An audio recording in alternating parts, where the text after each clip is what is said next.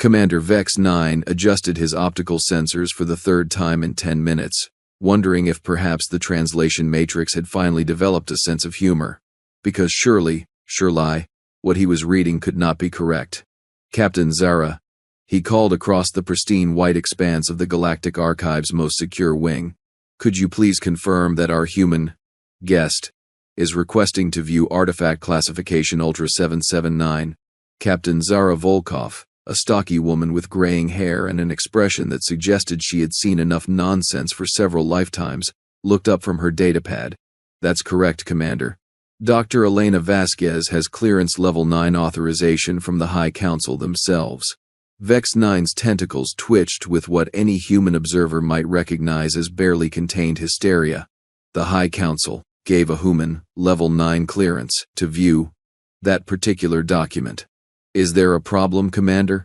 Dr. Vasquez stepped forward, her voice carrying just enough edge to suggest that she was growing tired of the runaround. She was younger than Zara, perhaps in her 30s, with dark hair pulled back in a severe ponytail, and eyes that held the particular brand of patience that came from dealing with bureaucracy on a daily basis. Vex 9's 3 eyes blinked in sequence, a nervous habit he had developed during his 2 centuries of service. Dr. Vasquez, with all due respect to your species and your impressive credentials, do you understand what you are asking to see? Elena's eyebrow arched with surgical precision. I understand that it's a document my government has been trying to access for the past 15 years. I understand that it was classified as potentially reality-ending by your people. And I understand that according to galactic law, any species mentioned in a restricted document has the right to review said document for accuracy and potential declassification. The silence that followed was so complete that the soft hum of the archive's environmental system sounded like thunder. Right then, Vex 9 muttered, his translator adding what Elena could swear was a sigh. Zara, would you be so kind as to prepare Containment Chamber 7, full isolation protocols, and perhaps alert medical that we may need psychological counseling services. For the human? Zara asked, already moving toward the control panel. For me, Vex 9 replied darkly. 20 minutes later, Elena found herself seated in what could generously be called the most paranoid reading room in the known galaxy. The chamber was a perfect sphere, suspended in the center of a much larger room by some form of gravitational manipulation that made her stomach do interesting things. The walls were lined with sensors, dampening fields, and what appeared to be no fewer than 6 different types of reality anchors. This seems excessive, Elena commented as Vex 9 floated nearby, his species' natural ability to manipulate local gravity fields making him look like a very anxious purple octopus in 0G. Dr. Vasquez, Vex 9 began, his voice taking on the tone of someone explaining quantum physics to a particularly slow child. In the past 5,000 years of galactic civilization, exactly 3 documents have been classified as potentially reality-ending. One was the complete works of the mad philosopher of Centauri 7, which when read aloud caused 7 star systems to question their own existence so thoroughly that they ceased to be. The second was the autobiography of the universe itself, written during what scholars now refer to as its teenage phase.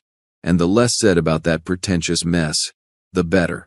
Elena leaned forward, genuinely curious despite the increasingly surreal nature of her situation. And the third?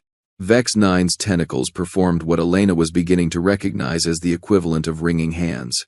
The third, Dr. Vasquez, is what your people call a diary, written by one Maya Louise Chen, age 7 to 12, of the planet Earth, covering the years 2387 to 2392 by your calendar. Elena blinked, once, twice, then threw back her head and laughed with the kind of desperate hilarity that came from discovering that the universe was even more ridiculous than she had previously suspected. You're telling me, she gasped between peals of laughter, that my government has been fighting for 15 years to access a child's diary?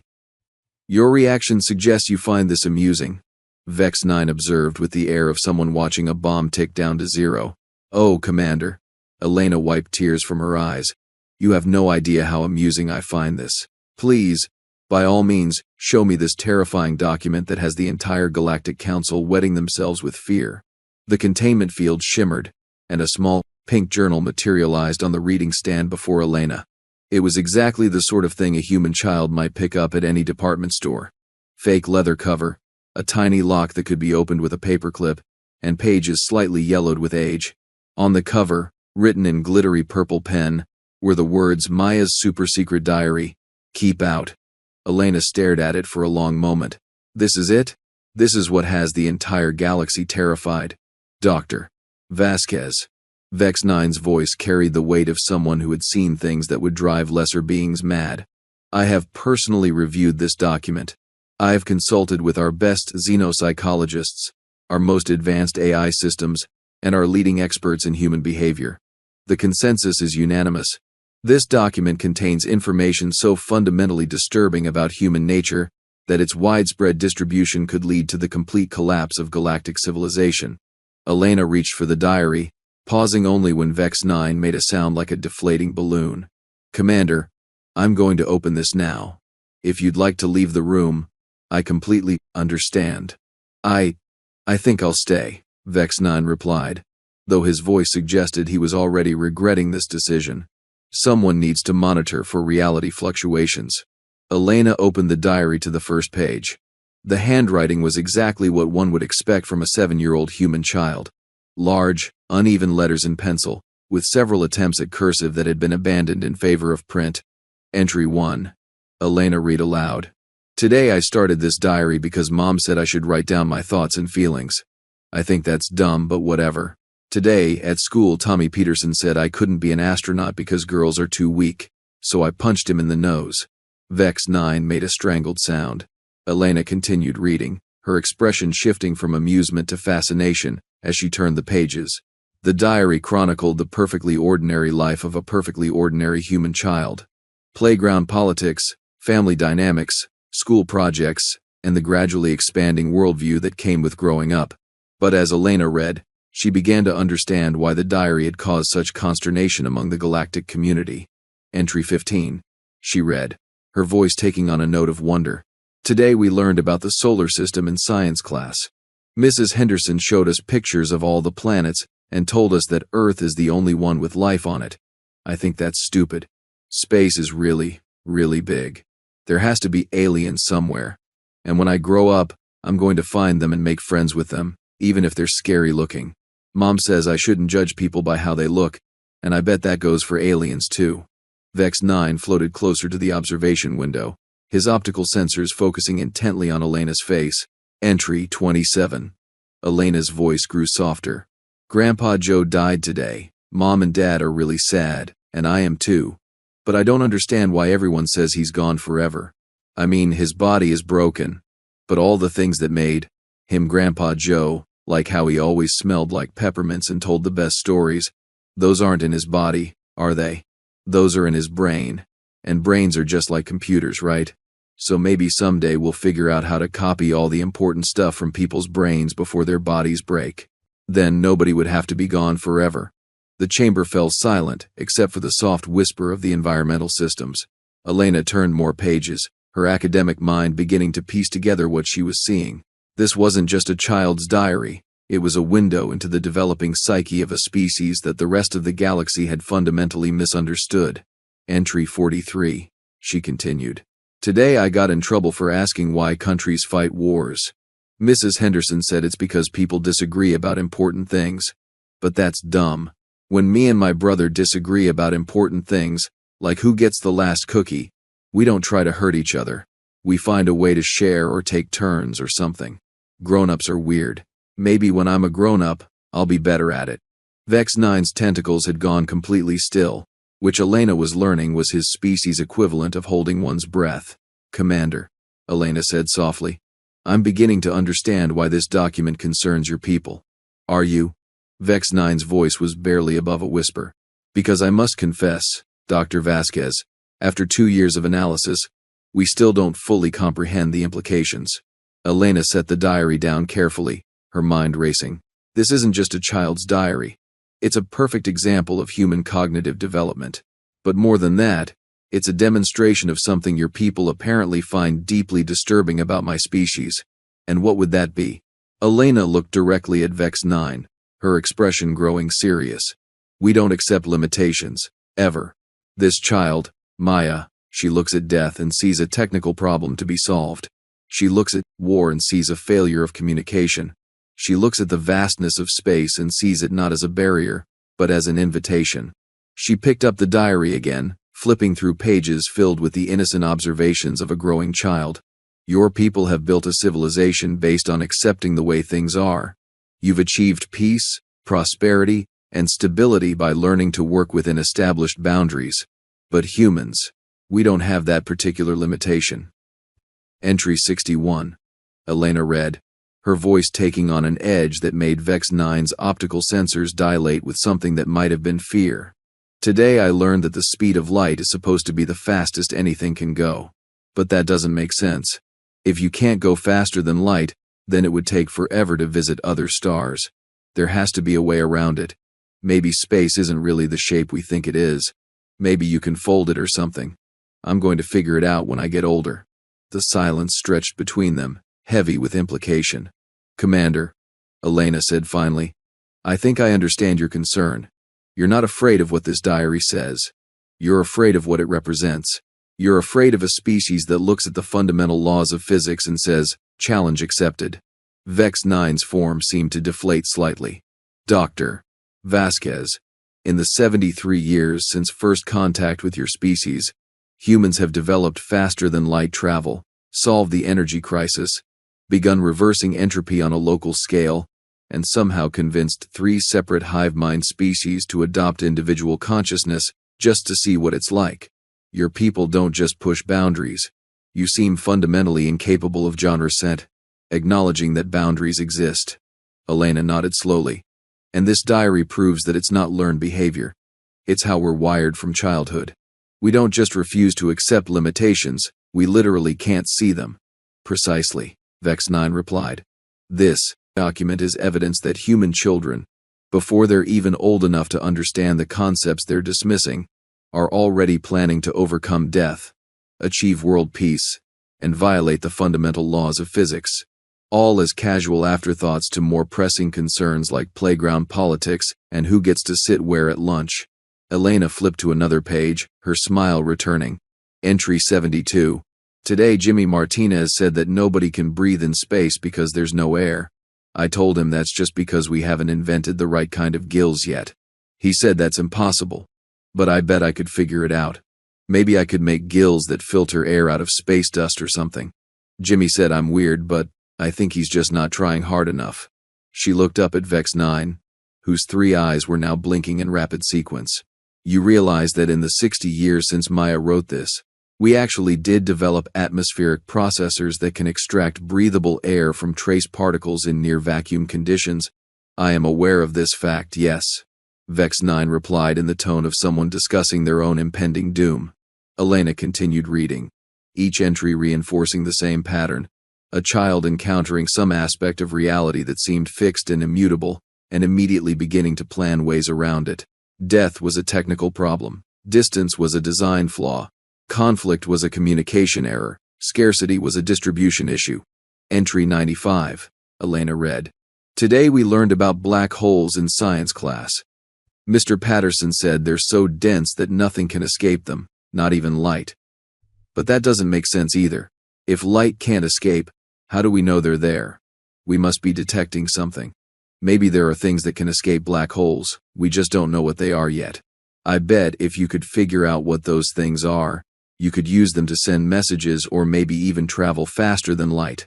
Black holes might not be prisons, they might be doorways. Vex 9 made a sound like a small strangled sob. Commander? Elena looked up with concern. Are you all right? Dr. Vasquez. Vex 9's voice carried the weight of someone who had just realized the full scope of their predicament. Are you familiar with the recent human innovations in quantum tunneling communication? Elena's face went very still. You mean the Wu-Patel gates?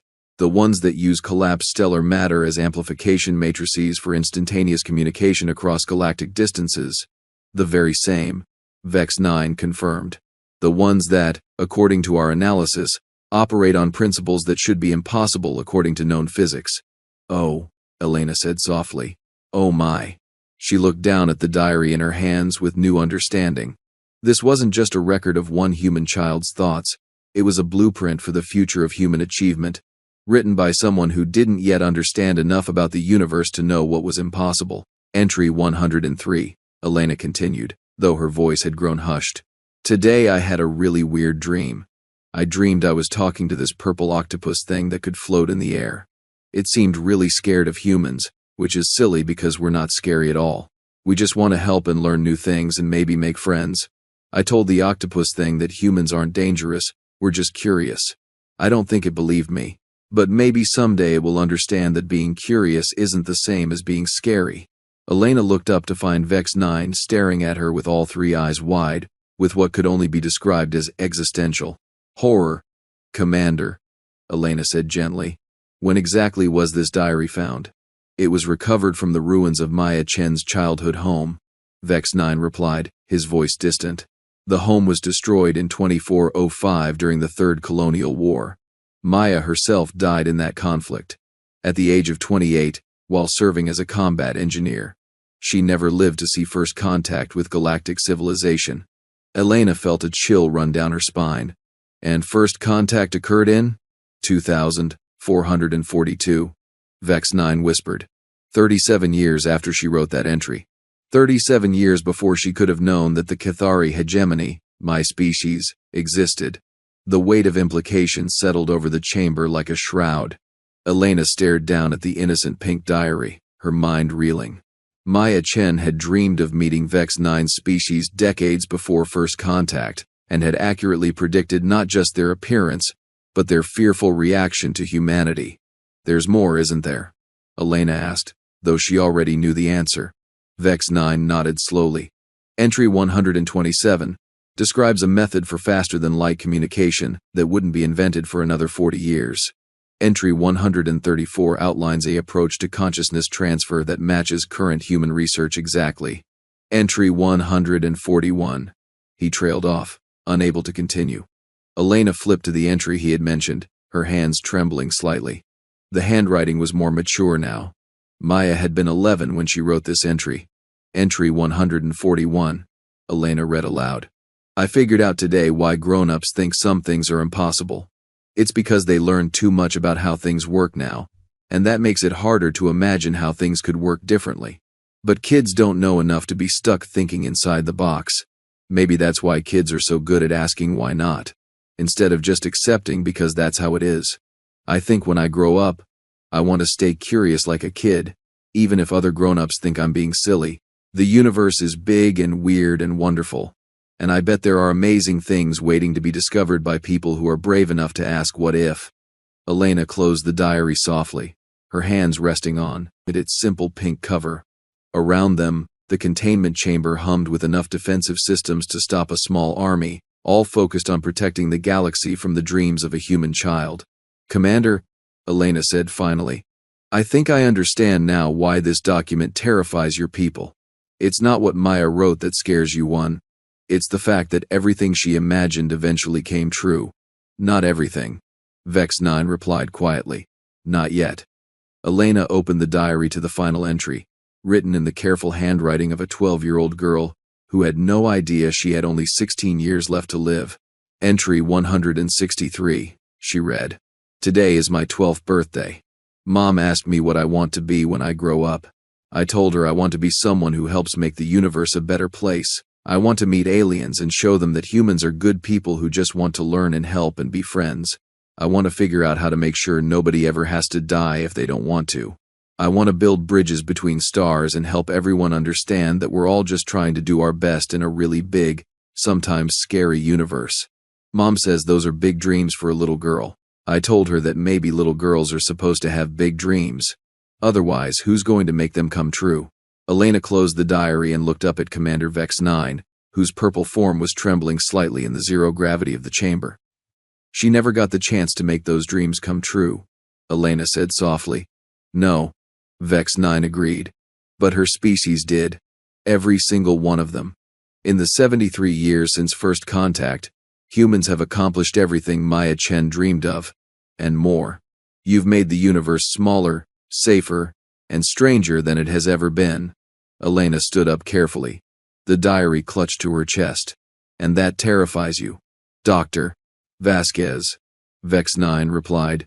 It terrifies us because we're beginning to understand that this is just the beginning. Maya Chen died at 28, before she could see any of her dreams come true.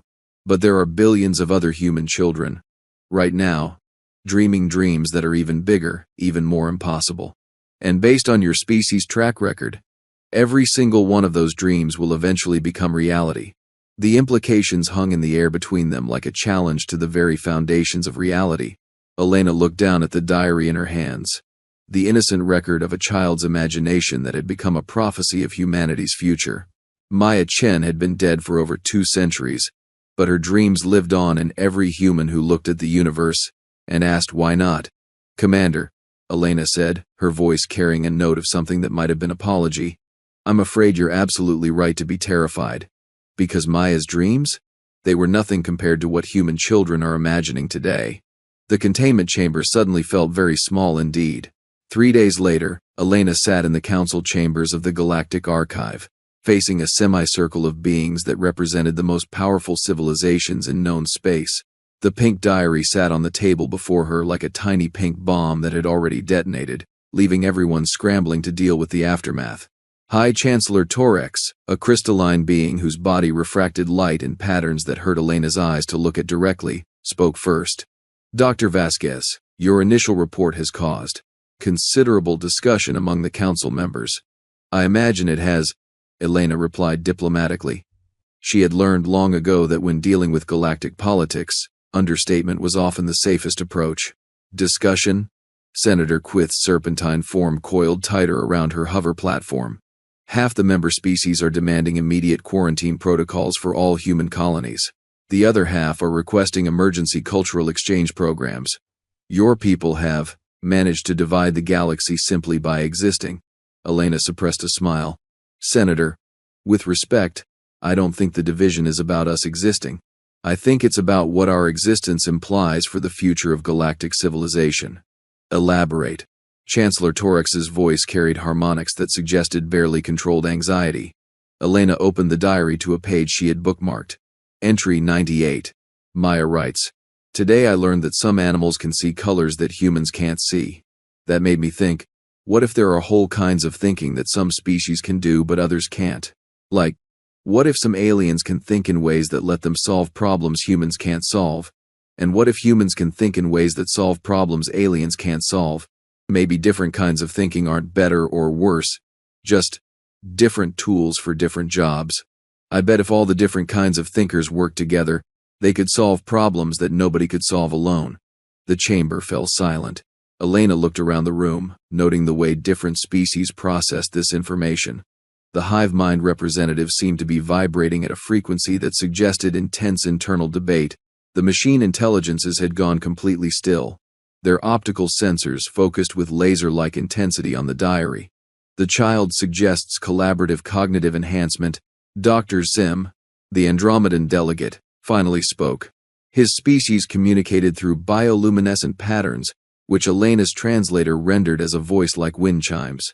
This concept has been theoretical among our philosophers for millennia.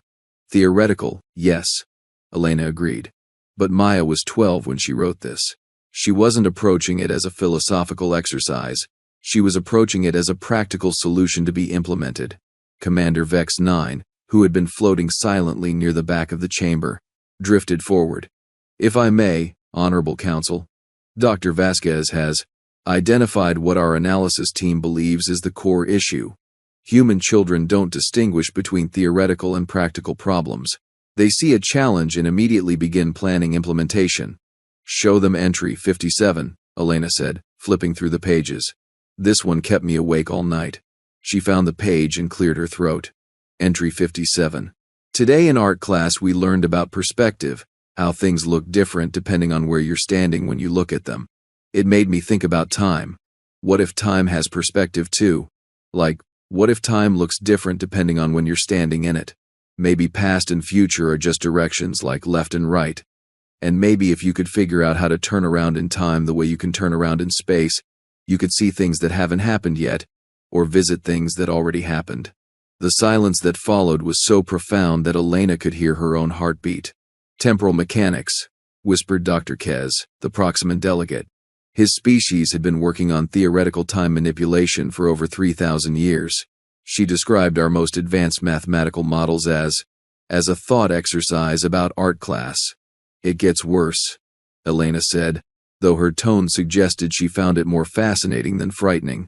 Entry 67 talks about what she calls reality editing, the idea that the universe might be like a book that you can revise if you understand the language it's written in.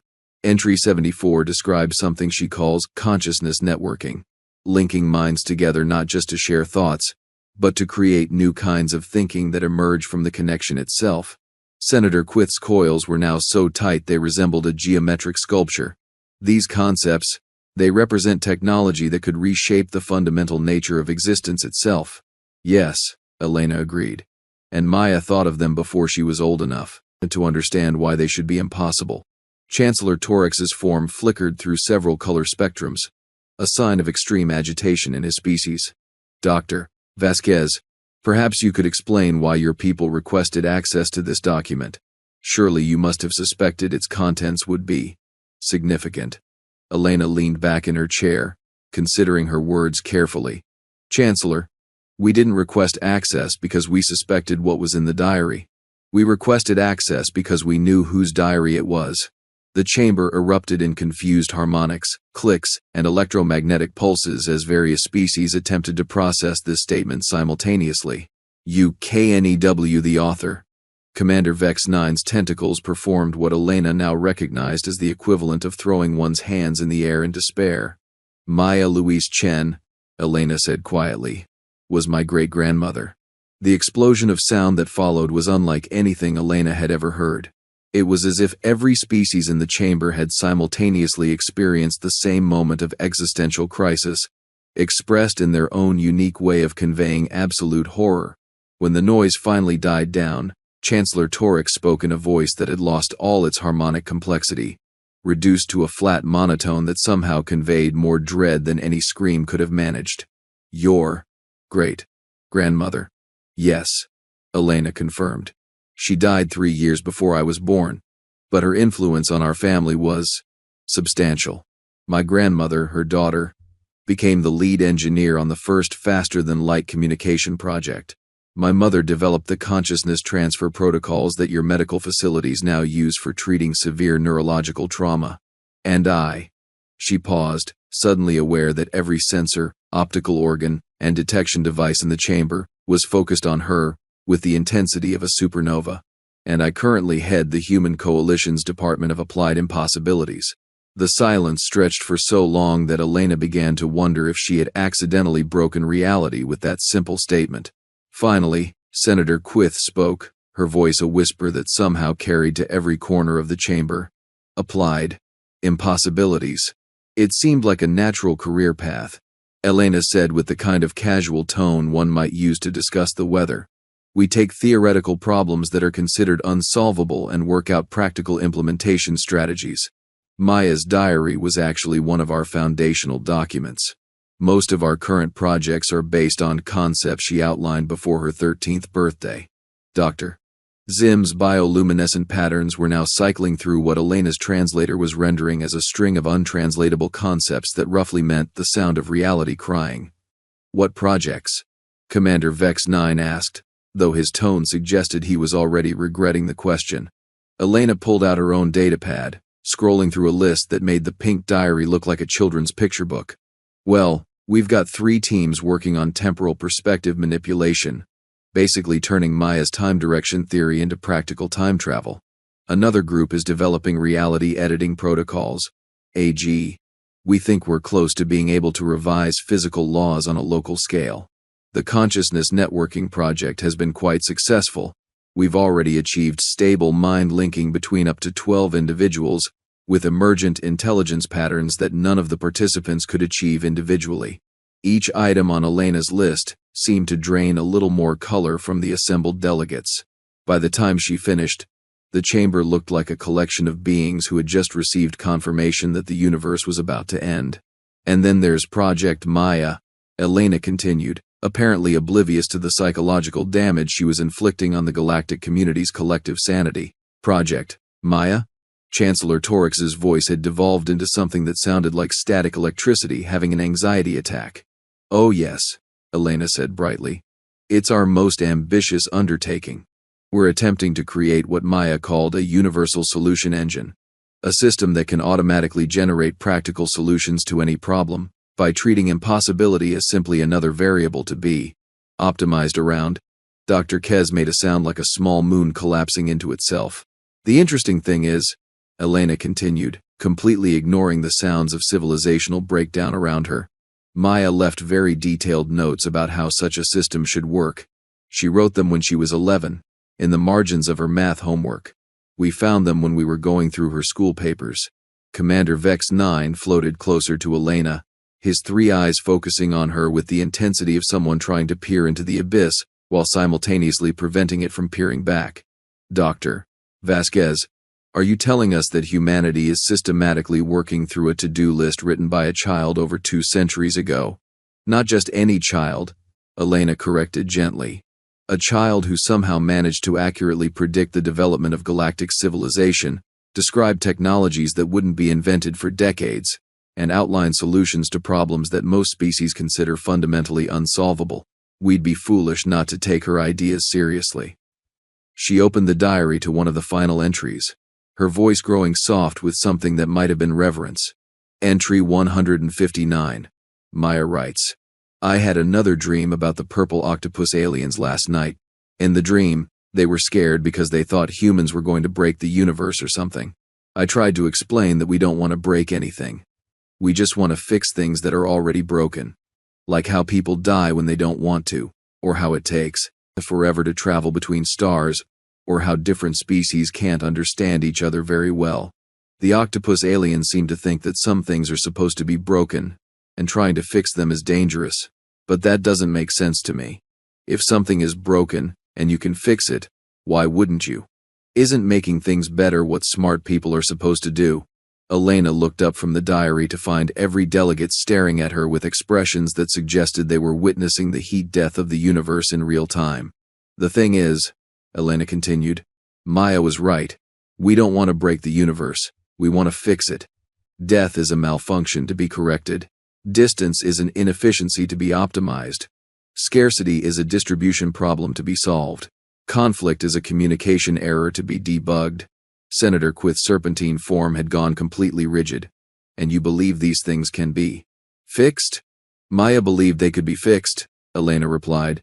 "And so far, she's been right about everything else." Elena flipped to the very last entry in the diary, her voice taking on the tone of someone reading scripture. Entry 165. "This is my last entry because tomorrow we're moving to the colony, and Mom says I need to pack my diary in the storage container with my other childhood things. I won't be able to write in it for a while.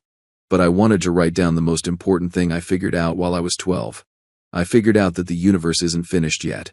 It's still being written, and everyone who's alive right now gets to help write it. Some people think the universe is like a book that's already been written, and we're just reading it. But I think it's more like a story that's being told by everyone at the same time. And the best stories are the ones where impossible things happen, where problems get solved, and where everyone gets to be happy in the end. I want to help write that kind of story. I want to help make the universe the kind of place where impossible things happen every day, and where everyone gets to be exactly who they want to be. Maybe that's what being human is really about, helping to write the story of a universe where anything is possible." Elena closed the diary for the final time, her hands resting gently on its worn cover. The chamber was so quiet that she could hear the soft hum of the environmental systems, the barely audible whisper of air recycling, the distant vibration of the station's artificial gravity generators. "Honorable delegates," Elena said finally, "I believe Maya's diary has been classified as dangerous because it reveals something about humanity that the galaxy isn't ready to accept. We are a species that believes the universe is still under construction, and we see ourselves as part of the construction crew." She stood up, the diary tucked securely under her arm. "Maya Chen died at 28, fighting in a war that could have been prevented if we'd had better communication technology. She never got to see faster than light, travel, or consciousness transfer. or any of the other impossible things she dreamed about. But her dreams didn't die with her. They became the blueprints for everything we've accomplished since. Elena looked around the chamber, meeting the optical sensors, compound eyes, and various other sensory organs of the assembled delegates. You asked me why we wanted to see this diary. The truth is, we wanted to take it home. Maya's journal belongs with her family, with the people who are working to make her dreams come true. It doesn't belong in a containment facility, treated like a weapon of mass destruction. Chancellor Torex's form cycled through several spectrums before settling on a deep red that Elena's cultural briefing had told her indicated profound uncertainty. Dr. Vasquez, surely you can understand our concerns. If humanity continues to develop along the trajectory predicted by this document, you're worried we'll break the universe. Elena finished for him. Maya was right. That is what you're afraid of. But she was also right about something else. We're not trying to break anything. We're trying to fix everything. Commander Vex 9 drifted closer to Elena. His tentacles moving in what she had learned was a gesture of respectful attention. Dr. Vasquez, what assurance can you give us that humanity's ambitions won't destabilize galactic civilization? Elena smiled, and for the first time since the meeting began, it was a genuinely warm expression rather than a diplomatic one. Commander, I can't give you that assurance. Maya's diary makes it clear that humans will never stop trying to make impossible things possible. We'll never stop trying to fix what's broken, improve what works, and discover what's hidden. She paused, then added, but I can give you a different kind of assurance. Maya was right about cooperation too. Humans don't want to fix the universe alone. We want to fix it together. Every project I mentioned earlier includes research teams from multiple species. The Consciousness Networking Project was actually inspired by studying hive mind communication patterns. Our reality editing protocols incorporate Andromedan mathematical principles. Our time travel research builds on Proximan theoretical frameworks. Elena gestured to the assembled delegates. Maya dreamed of a universe where different kinds of thinking worked together to solve impossible problems. That's not a threat to galactic civilization. It's an invitation to help build something better than any of us could achieve alone. The silence that followed was different from the earlier quiet moments. This wasn't the silence of fear or shock. It was the silence of beings wrestling with a fundamental shift in their understanding of the universe and their place in it. Finally, Dr. Sim's bioluminescent patterns shifted to something Elena's translator rendered as cautious optimism. Dr. Vasquez, are you suggesting that humanity wishes to collaborate on these projects? I'm suggesting that Maya's dream of universal cooperation might be the most important entry in her entire diary, Elena replied. She understood something that it took the rest of us decades to figure out. The universe is big enough for everyone's dreams, and complex enough that we'll need everyone's help to understand it. Elena tucked the diary more securely under her arm and smiled at the assembled delegates. Maya Chen may have died 2 centuries ago, but her story isn't finished yet. It's being continued by every human child who looks at the stars and asks, why not? By every researcher who refuses to accept that something is impossible, and by every species that decides to join us in trying to build Maya's universe, one where impossible things happen every day. She turned to leave, then paused at the chamber entrance. Oh, and Honorable Council, you might want to update your threat assessment files. Maya's diary isn't the most dangerous human document in existence. It's not even close. Commander Vex 9's optical sensors dilated to maximum aperture. What could possibly be more dangerous than that diary? Elena's smile turned mischievous. Have you ever seen a human child's letter to Santa Claus? Those make Maya's diary look downright conservative. And with that, Dr. Elena Vasquez walked out of the chamber, carrying her great-grandmother's dreams under her arm and leaving behind a room full of delegates who were beginning to understand that the universe was about to become a much stranger, much more wonderful, and much more impossible place than they had ever imagined. The pink diary, with its simple lock and childish handwriting, had done exactly what Maya Chen had always intended it to do. It had helped write the story of a universe where anything was possible. Even if nobody was quite ready for that story yet,